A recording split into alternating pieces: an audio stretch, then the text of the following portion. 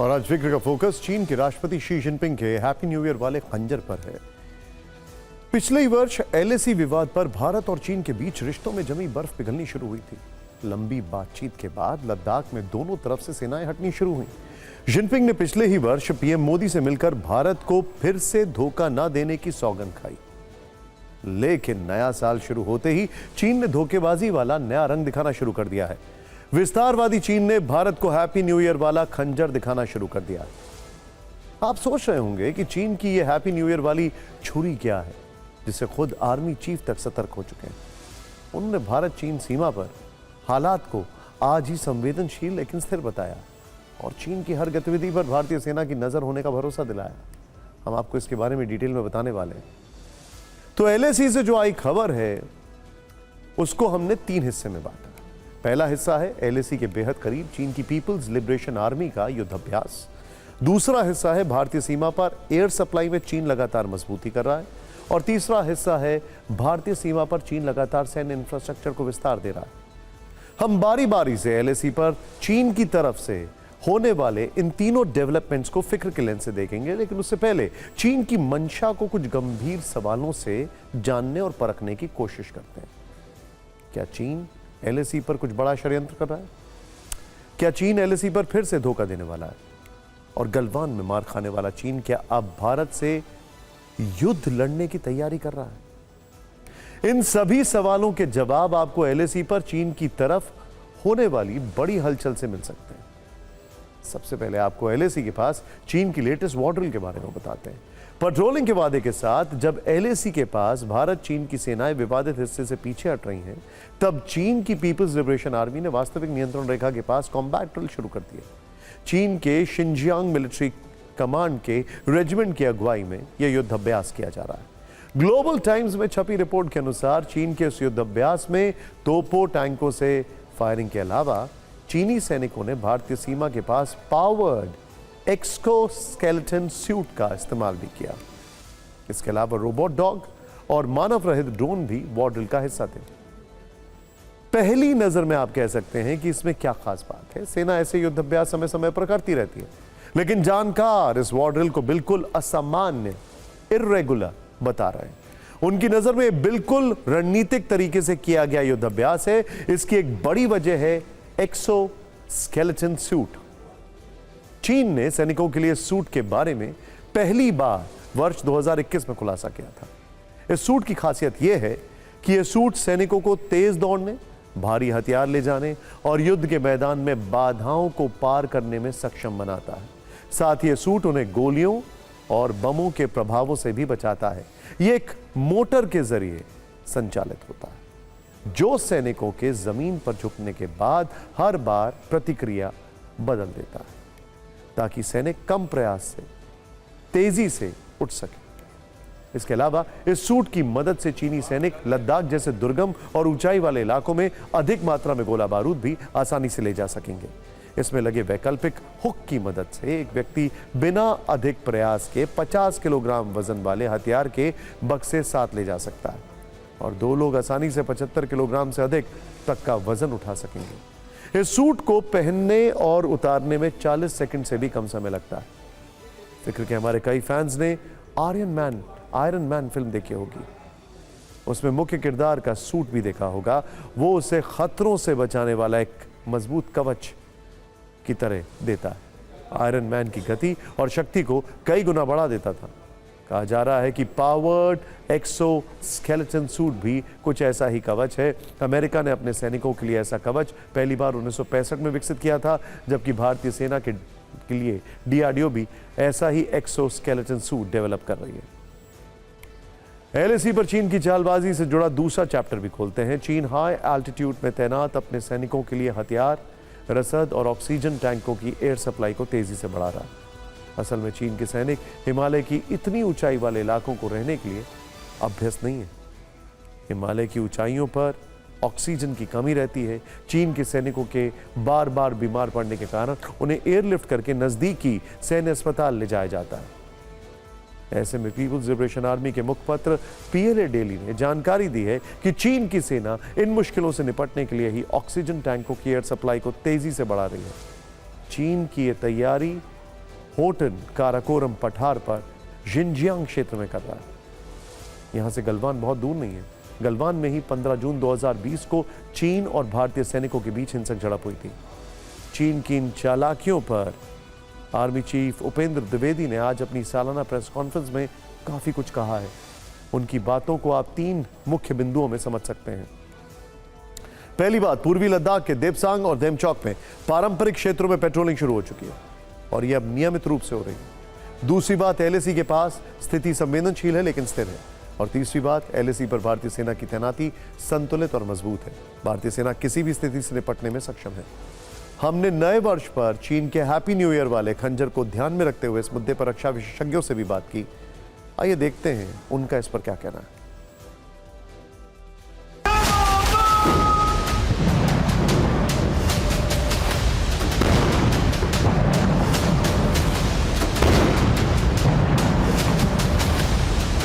As you are aware, the situation is sensitive but stable. In October 2024, situation in Depsang and Demchok in eastern Ladakh got resolved.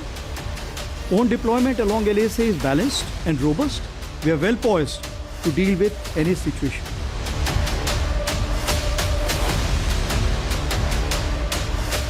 ये drill और जिस प्रकार से चीन लगातार भारत के साथ संबंध अच्छे बढ़ाने की कोशिश करता है, डिसएंगेजमेंट करने की कार्रवाई कर रहा है, लेकिन ये जो ड्रिल्स हैं और जो दबदबा चीन बार बार दिखाना चाहता है भारत को, जिस प्रकार से गाँव भी बनाए हैं, ये साफ दर्शाता है कि वो भारत को लगातार एक तरीके से दबाव में रखना चाहता है।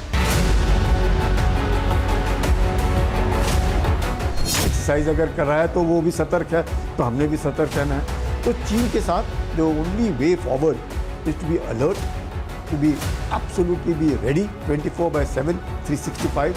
उसको भी डर रहना चाहिए कि भारतीय जो है वो सोया नहीं है और वो कभी भी उसको मार सकता है। तो अगर उस डर से भी चीन अगर एक्सरसाइज भी करता है, हरकतें करता है, कोई बात नहीं।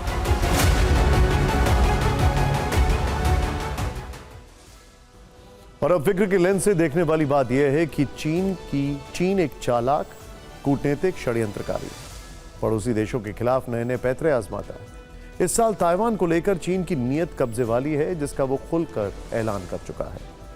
तो दूसरी तरफ चीन भारत के खिलाफ चुपचाप इंच इंच बढ़ने वाले फॉर्मूले पर चलता है। ऐसे में भारत ने पिछले वर्ष भले ही सीमा विवाद पर चीन से नया समझौता किया हो और दोनों देशों के बीच नरमी के संकेत मिले हों, लेकिन भारत उसकी असली नीयत को जानता है। इसीलिए हर एक कदम फूंक फूंक कर बढ़ा रहा है और अपनी सैन्य तैयारी भी मजबूत कर रहा है। इसका एक उदाहरण आज ही देखने को मिला। स्वदेशी तकनीक से निर्मित तीसरी पीढ़ी की anti tank fire and forget guided missile Nag MK2 का सफल परीक्षण किया गया। यह परीक्षण राजस्थान के जैसलमेर जिले के पोखरण फील्ड फायरिंग रेंज में किया गया। रिपोर्ट के मुताबिक 3 फील्ड ट्रायल्स के दौरान मिसाइल सिस्टम ने अधिकतम और न्यूनतम दूरी पर सभी लक्ष्यों को नष्ट किया, जिससे इसकी फायरिंग रेंज की शक्ति को परखा गया। फिक्र में अब बात कश्मीर की, जहां से इंफ्रास्ट्रक्चर से जुड़ा सुरंग वाला शुभ समाचार है। तो सियासी रिश्तों में नए मोड़ की भी गजब चर्चा है। प्रधानमंत्री नरेंद्र मोदी आज जम्मू कश्मीर के गांदरबल में थे, जहां उन्होंने Z मोड सुरक्षा का उद्घाटन किया, या Z मोड सुरक्षा का। Z 8,500 फीट की ऊंचाई पर खून जमा देने वाली सर्दी में इस सुरंग का निर्माण देश के लिए कामयाबी की एक बड़ी कहानी है। इसका नाम तो Z मोड है, लेकिन इसके उद्घाटन के मौके पर एक P मोड भी दिखा, यानी पॉलिटिकल रिश्तों में नया मोड़। ऐसा इसलिए क्योंकि आज जम्मू कश्मीर के CM उमर अब्दुल्ला ने PM मोदी की खूब तारीफ की। संकेतों वाले सियासी बयान में एक एक राजनीतिक रिश्ते की आहट सुनाई दी और कश्मीर से दिल्ली तक सियासी शोर के बीच गर्माहट महसूस हुई। पहले बात करते हैं Z मोड टनल की, जिसका आज प्रधानमंत्री मोदी ने उद्घाटन किया। अब किसी भी मौसम में लद्दाख तक पहुंचना आसान होगा। वहीं श्रीनगर से सोनमर्ग तो अब पूरे वर्ष जुड़ा रहेगा। यह टनल कई मायनों में खास है। इसके बन जाने से भारत के दुश्मन काफी परेशान हैं, क्योंकि Z मोड सुरंग श्रीनगर लेह राजमार्ग पर गांदरबल जिले में बनाई गई है। ये गगननीर और सोनमर्ग के बीच में है। 2 लेन वाली इस सुरंग की लंबाई करीब 6.5 किलोमीटर है। जिसका निर्माण करने में करीब 2700 करोड़ रुपए का खर्च आया। इसके बन जाने से श्रीनगर और कश्मीर के बीच ऑल वेदर कनेक्टिविटी रहेगी। साथ ही पहले जिस सफर को तय करने में 1 घंटा लगता था, अब वो सफर सिर्फ 15 मिनट में तय हो सकेगा। इसमें इंटेलिजेंस ट्रैफिक मैनेजमेंट सिस्टम लगाया गया है। इससे यातायात को कंट्रोल कर पाना आसान होगा। इस टनल से 1 घंटे में 1000 गाड़ियां आसानी से गुजर पाएंगी। पहले यहां से गुजरते हुए गाड़ियों की रफ्तार 30 किलोमीटर प्रति घंटा तक होती थी, अब वो रफ्तार 70 किलोमीटर प्रति घंटा होगी। यहां सुरक्षा का भी विशेष ध्यान रखा गया है। किसी आपातकालीन स्थिति के लिए इस सुरंग के समानांतर एक छोटी सुरंग बनाई गई। आपको बता दें कि जहां इस सुरंग का निर्माण किया गया है वहां सड़क Z आकार में है, जिसके लिए इसका नाम Z-मोड टनल रखा गया। यह सुरंग भारत के लिए सामरिक और आर्थिक दोनों पहलुओं पर अहम है। वैसे श्रीनगर से लद्दाख और करगिल तक ऑल वेदर कनेक्टिविटी के लिए 31 सुरंगों का निर्माण हो रहा है, जिससे पाकिस्तान और चीन की सीमा तक पहुंच पाना बेहद आसान हो जाएगा। हर मौसम में लद्दाख तक पहुंचा जा सकेगा। जरूरत पड़ने पर चीन और पाकिस्तान सीमा तक सेना और हथियार ज्यादा जल्दी पहुंच पाएंगे। इसे सुनिश्चित करने के लिए Z-मोड टनल के बाद जोजिला टनल जो है उसका भी निर्माण हो रहा है। जोजिला टनल के पूरा होने के बाद ही कश्मीर और लद्दाख में यह टनल प्रोजेक्ट पूरा होगा। इसे आप आसान भाषा में ऐसे समझिए कि अब श्रीनगर से सोनमर्ग की ऑल वेदर कनेक्टिविटी तो Z-मोड टनल से सुनिश्चित हो चुकी है, लेकिन सोनमर्ग को लद्दाख और करगिल के द्रास तक जोड़ने के लिए जोजिला टनल का काम जो है वो चल रहा है। यानी Z-मोड टनल इस पूरे प्रोजेक्ट का एक तरह से पहला चरण है जो पूरा हो चुका है। अब जोजिला टनल का काम पूरा होते ही श्रीनगर से लद्दाख और करगिल हर मौसम में जुड़ा रहेगा। सुरंगों का यह प्रोजेक्ट भारत की सुरक्षा के लिए मजबूत कवच है, तो कश्मीर घाटी में पर्यटन के अर्थतंत्र को मजबूत पिलर भी मिलेगा, क्योंकि अभी तक श्रीनगर से सोनमर्ग का रास्ता बर्फबारी और लैंडस्लाइड की वजह से करीब 6 महीने बंद रहता था, जिसकी वजह से सर्दियों में सोनमर्ग तक ज्यादा पर्यटक नहीं पहुंच पाते थे। Z-मोड टनल के बन जाने से किसी भी मौसम में पूरे साल पर्यटक सोनमर्ग पहुंच पाएंगे। प्रधानमंत्री नरेंद्र मोदी ने भी आज कहा कि यह सुरंग कश्मीर में पर्यटन को नए पंख लगा देगी। उन्होंने कश्मीर को लेकर अपने कमिटमेंट को भी दोहराया और कहा कि हम जो कहते हैं वो करते हैं। प्रधानमंत्री मोदी ने इस दौरान और क्या कुछ कहा, आप खुद देखें।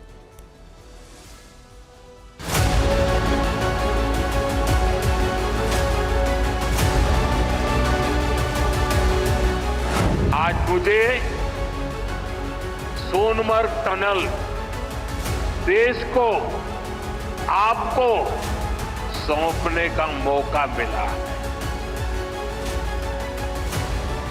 यानी जम्मू कश्मीर की, लद्दाख की एक और बहुत पुरानी डिमांड आज पूरी हुई है।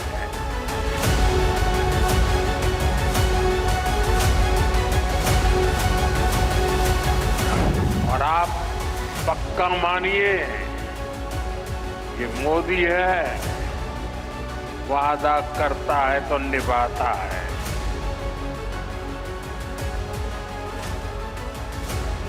हर काम का एक समय होता है और सही समय पर सही काम भी होने वाले हैं।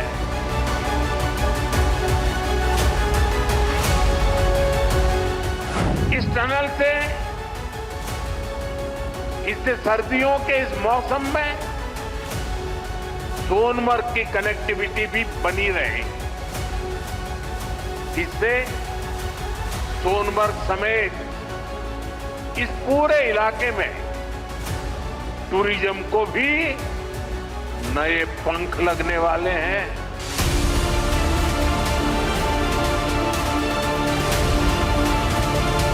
उम्मीदें ही लेके आए हैं। इससे बहुत सारा फायदा है, जैसे कि टूरिज्म सेक्टर को बहुत सारी बूस्ट मिलेगी, टूरिज्म सेक्टर में इजाफा होगा।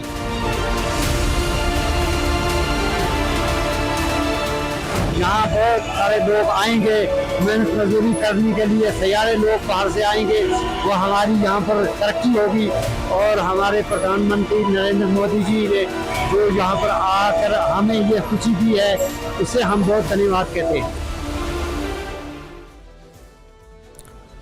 आज कश्मीर में पीएम मोदी ने कहा कि हम जो कहते हैं वो करते हैं। इस बयान के पीछे उनका मतलब विकास कार्यों से था, लेकिन जम्मू कश्मीर के मुख्यमंत्री उमर अब्दुल्ला ने भी यही कहा कि पीएम मोदी ने जो कहा वो कर दिया, हालांकि इसके मायने कुछ अलग थे।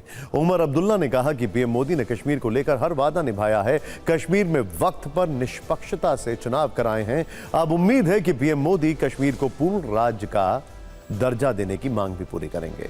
कश्मीर के सर्द मौसम में उमर अब्दुल्ला के बयान ने दिल्ली की सर्दी में सियासी तापमान बढ़ा दिया। इस बयान को नए सियासी समीकरण के संकेत की तरह देखा जाने लगा और हर ओर से इस पर प्रतिक्रिया आने लगी।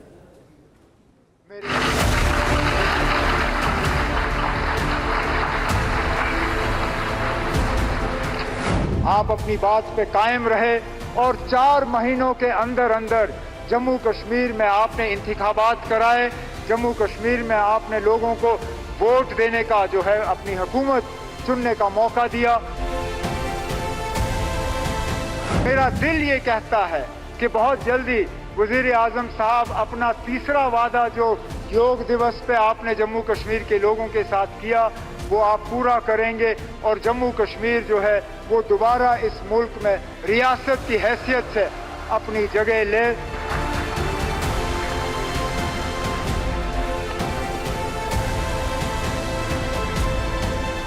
ये पहले हो जाना चाहिए था, पर प्रधानमंत्री ने विलंब किया। टनल से तो जोड़ने की कोशिश कर रहे हैं, पर जो राजनीतिक रूप से राज्य का दर्जा छीनकर लद्दाख और जम्मू कश्मीर को अलग किया है, वो दूरियां कब मिटेंगी? कब जम्मू कश्मीर को उसका घोषित राज्य का दर्जा मिलेगा? या फिर एक झूठ, फिर एक धोखा, फिर एक जनता के साथ विश्वासघात? प्रधानमंत्री श्री नरेंद्र मोदी जी ने जिस प्रामाणिकता के साथ और जिस दक्षता के साथ, by which credibility and by which dexterity he has perform, तो मेरा मानना है कि कोई भी व्यक्ति यदि राजनैतिक पूर्वाग्रह और दुराग्रह से हटकर देखेगा तो वो प्रशंसा ही करेगा, प्रशंसा के अतिरिक्त कुछ नहीं।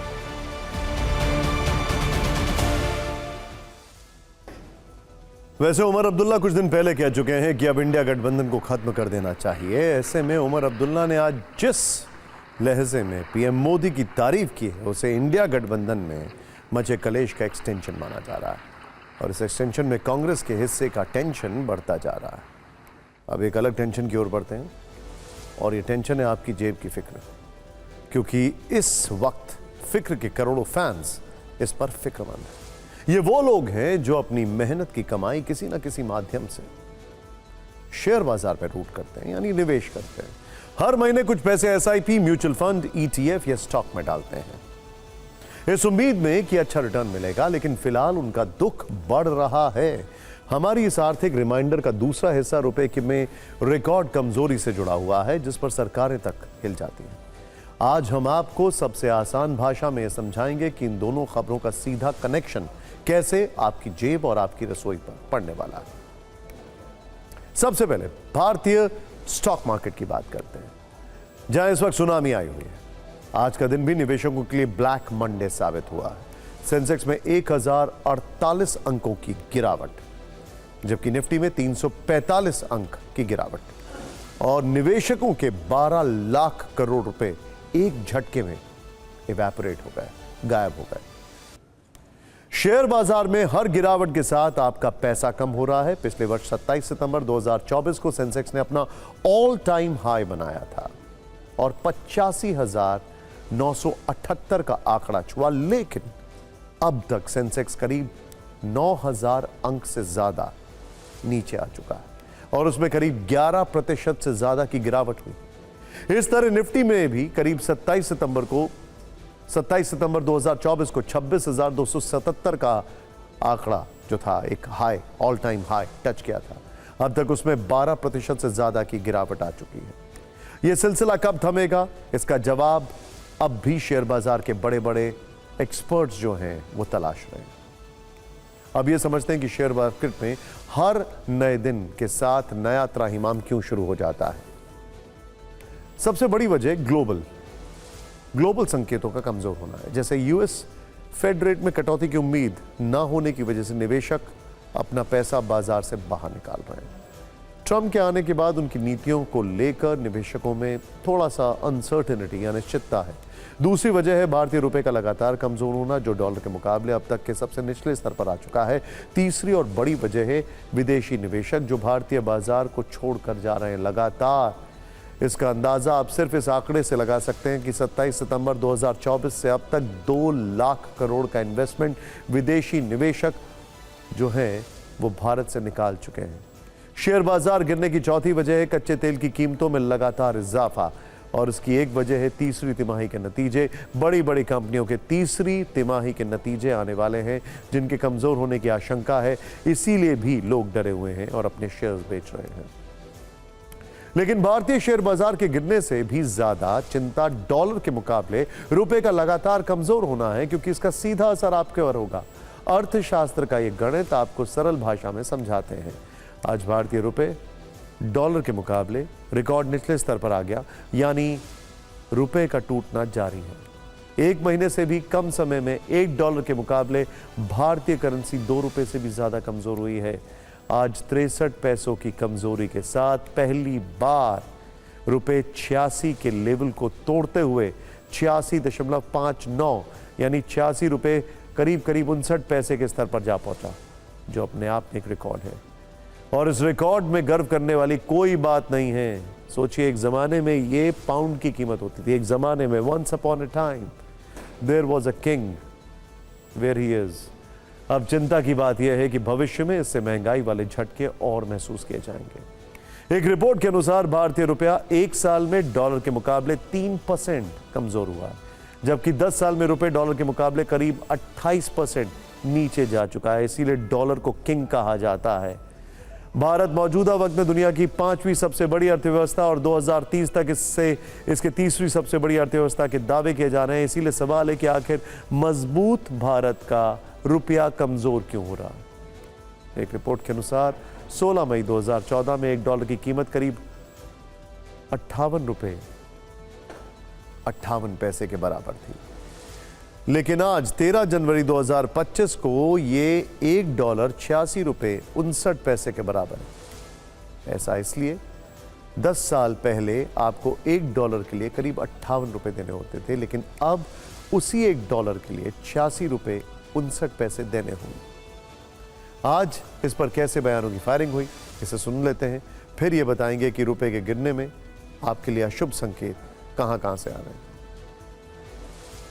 प्रधानमंत्री जी बताएं कि रुपया इतना पतला क्यों होता जा रहा है। प्रधानमंत्री जी बताएं कि प्रधानमंत्री की प्रतिष्ठा कहां चली गई है। भारतीय करेंसी यूरो के मुकाबले मजबूत है, स्टर्लिंग पाउंड के मुकाबले मजबूत है, जापानीज येन के मुकाबले मजबूत हो रही है, सिंगापुर डॉलर के मुकाबले मजबूत है, चाइनीज करेंसी के मुकाबले मजबूत है। अभी जैसे ही ट्रम्प साहब इलेक्शन जीते हैं तो उसमें यह है कि उनका है America first, American economy first. उनका जो रुझान ये है कि भाई मुझे कंट्री को आगे ले जाना है। अभी बिग फाइट है चाइना और अमेरिका के बीच में, सबको पता है। दुनिया की अलग दूसरी करेंसियों के सामने हमारा रुपया काफ़ी कम गिरा है, और ये एक इन एंटिसिपेशन हो रहा है कि भाई ट्रम्प आएंगे और टैरिफ लगा देंगे, जिसकी वजह से एक्सपोर्ट थोड़ा सा मुश्किल हो जाएगा। रुपए के कमजोर होने का असर कैसे आपकी जेब, आपकी रसोई और आपके बजट पर पड़ेगा, कैसे महंगाई बढ़ सकती है, अब इसे समझना बहुत जरूरी है। डायरेक्ट कनेक्शन है आपसे। रुपए के कमजोर होने का असर विदेशों से आयात किए जा रहे तेल और ऊर्जा के उत्पादों पर पड़ेगा, और क्योंकि भारत करीब 80% कच्चा तेल विदेशों से खरीदता है, इसीलिए पेट्रोल और डीजल महंगा हो सकता है। इसमें सबसे बड़ी बात यह है कि रशिया के ऊपर जो लेटेस्ट सैंक्शंस लगे हैं, ऐसा अनुमान है उससे भी भारत को काफी नुकसान होगा। खैर, फिर इसका सीधा असर पेंट और ल्यूब्रिकेंट की कीमतों पर पड़ सकता है। रुपए की रिकॉर्ड कमजोरी से विदेशों से वस्तुओं को मंगाना महंगा हो जाएगा, क्योंकि आयात के लिए जो भुगतान किया जाता है वो डॉलर में होता है। जब महंगा सामान आएगा तो उसकी ट्रांसपोर्टेशन कॉस्ट भी बढ़ जाएगी, और ये महंगाई के बढ़ने की एक बड़ी वजह हो सकती है, क्योंकि इससे सब्जियों और ट्रांसपोर्ट के जरिए एक जगह से दूसरी जगह सप्लाई होने वाले सामान के दाम भी बढ़ जाते हैं। रुपए के कमजोर होने का असर उन लोगों की जेब पर भी पड़ेगा जो विदेश जाना चाहते हैं, क्योंकि अब उन्हें 86 रुपए खर्च करने पर $1 मिलेगा, क्योंकि दुनिया के ज्यादातर देशों में कारोबार डॉलर में होता है। इसके अलावा विदेश में पढ़ाई का खर्च भी अब ज्यादा हो जाएगा क्योंकि फीस से लेकर रहना और खाना तक महंगा हो जाएगा। यानी शेयर बाजार की गिरावट हो या फिर रुपए की डुबकी, इन दोनों का असर सीधे आप पर पड़ेगा। और चिंता की बात यह है कि अभी ये डुबकी रुकने के संकेत नहीं है। एक अलग खबर की ओर चलते हैं, बड़ी इंटरेस्टिंग है। आपको तिहाड़ जेल में बंद महाठग सुकेश चंद्रशेखर की एक नई चिट्ठी या शगुफे के बारे में बताते हैं। सुकेश चंद्रशेखर ने जेल से ही एक चिट्ठी वित्त मंत्री निर्मला सीतारमण को लिखी है। बड़ी इंटरेस्टिंग है, ध्यान से देखिएगा। ये राजनीति की दुनिया में ये चिट्ठी बहुत ट्रेंड कर रही है। इस चिट्ठी में सुकेश चंद्रशेखर ने वित्त मंत्री के लिए कई बड़ी बातें लिखी। ये चिट्ठी लिखकर वित्त मंत्री से कहा है कि वो अपनी 7,640 करोड़ रुपए की कमाई पर टैक्स देना चाहता है। इस चिट्ठी में सुकेश चंद्रशेखर ने अपनी कंपनी की ग्लोबल कमाई का खुलासा किया है और टैक्स जमा करने की परमिशन मांगी है। सुकेश चंद्रशेखर ने इस चिट्ठी में पीएम मोदी की जमकर प्रशंसा की, उन्हें ग्रेट लीडर बताया। सुकेश चंद्रशेखर की यह चिट्ठी इसलिए वायरल है क्योंकि इसमें उसने बताया कि अमेरिका के नेवादा और ब्रिटेन के वर्जिन आइलैंड में उसका बिजनेस क्या है। इन दोनों जगहों पर LS होल्डिंग्स इंटरनेशनल और स्पीड गेमिंग कॉर्पोरेशन के रूप में उसकी कंपनी रजिस्टर्ड है। ये एक ऑनलाइन ऑफलाइन गेमिंग सट्टेबाजी का बिजनेस है जो वर्ष 2016 से रजिस्टर्ड है और लाभ में है। सुकेश चंद्रशेखर ने चिट्ठी में बताया कि उसकी कंपनियों ने वित्त वर्ष 2024-25 में 22,410 करोड़ रुपए का बिजनेस किया है। ये business America, Spain, Britain, Hong Kong और दुबई में किया गया है। अमेरिकी और ब्रिटिश कानूनों के अनुसार टैक्स जमा करने के बाद उसकी पर्सनल इनकम 7,640 करोड़ रुपए बनती है और इसी आय पर अब वो भारत में टैक्स देना चाहता है। सुकेश चंद्रशेखर ने यह अपील सीधे वित्त मंत्री से की है।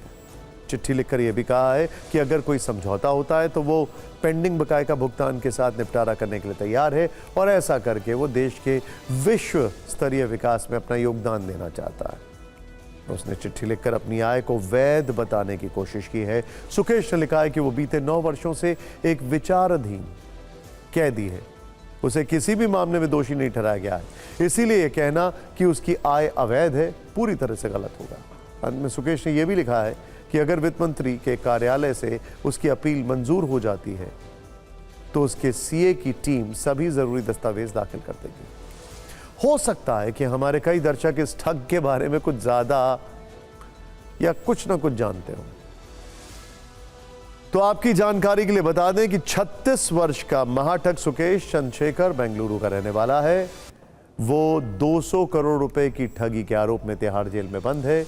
उसने एक्ट्रेस लीना मारिया पॉल से शादी की थी जो कि ठगी के खेल में उसकी साथी बताई जाती है। वो अपनी नज़दीकी एक्ट्रेस जैकलिन फर्नांडिस और नोरा फतेही से को ही भी बताता रहा है उसकी नज़दीकियों को। और सुकेश के ठगी वाले मामले में दोनों एक्ट्रेस से कई बार पूछताछ हो चुकी है। जैकलिन को सुकेश की तरफ से करोड़ों रुपए के गिफ्ट देने के आरोप भी लग चुके हैं। इसमें 52 लाख का एक अरबी घोड़ा, 9 लाख रुपए की 3 पर्शियन बिल्लियां, डायमंड सेट्स जैसे महंगे गिफ्ट्स शामिल हैं।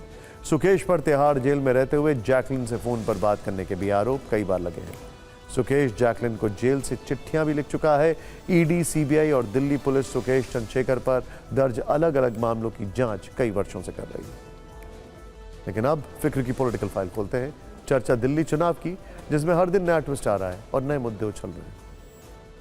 अब से कुछ घंटे पहले दिल्ली की सीलमपुर से राहुल गांधी ने अपने प्रचार का आगाज कर दिया है और अपनी पहली रैली के लिए सीलमपुर उन्होंने क्यों चुना, इसे जानने से पहले आपको यह बता दें कि रैली में आज वो कितने सधे अंदाज में नजर आए।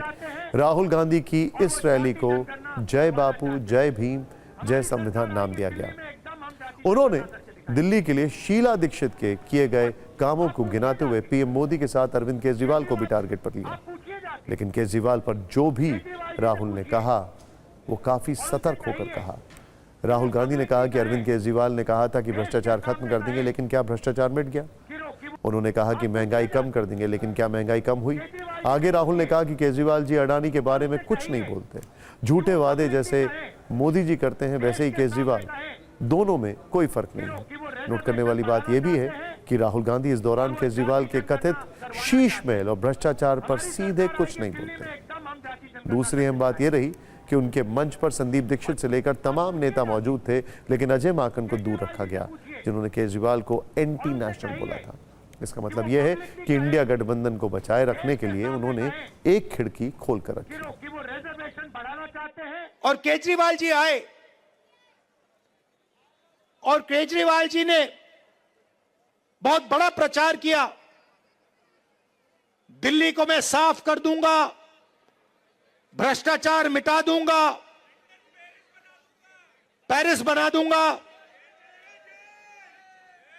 अब देखिए हुआ क्या।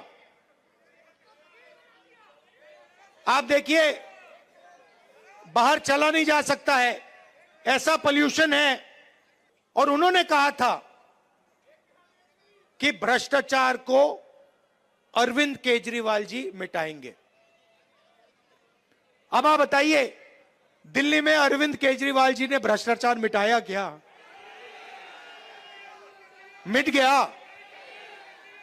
तो जैसे प्रचार नरेंद्र मोदी जी करते हैं मीडिया का, झूठे वायदे, एक के बाद एक, एक के बाद एक, एक के बाद एक झूठे वायदे, वैसे ही स्ट्रेटेजी केजरीवाल जी की है।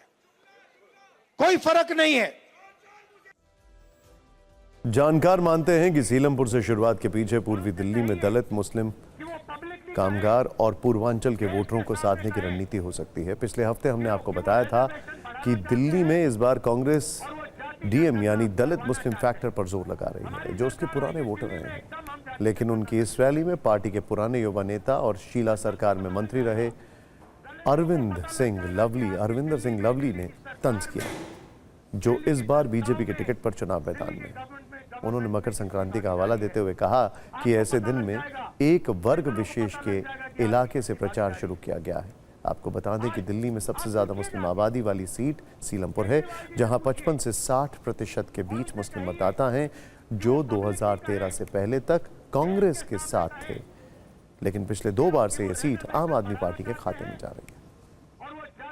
अब प्रॉब्लम यही है कि मकर संक्रांति में हम सब लोगों के बीच में, अपनी सनातन संस्कृति के बीच में, हम भारतीय लोगों के बीच में जाना चाहते हैं, वो वर्ग विशेष के बीच में जाना चाहते हैं।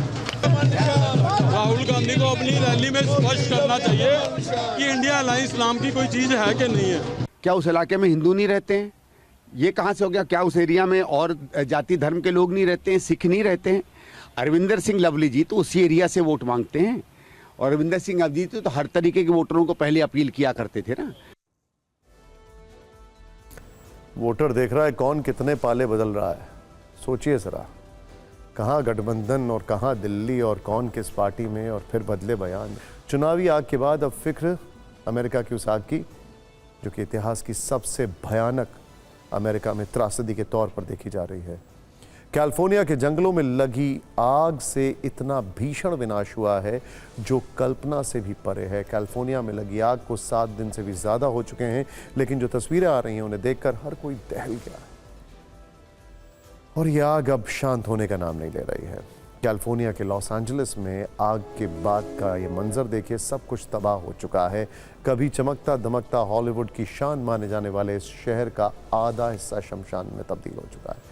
तस्वीर देखकर यकीन नहीं होता है कि वही अमेरिका है जो अपने आप को दुनिया की सबसे बड़ी ताकत बताता है। अब इन तस्वीरों को देखिए, सिर्फ 1 दिन पहले का वीडियो है। हवाई जहाज से एक व्यक्ति ने वीडियो बनाया।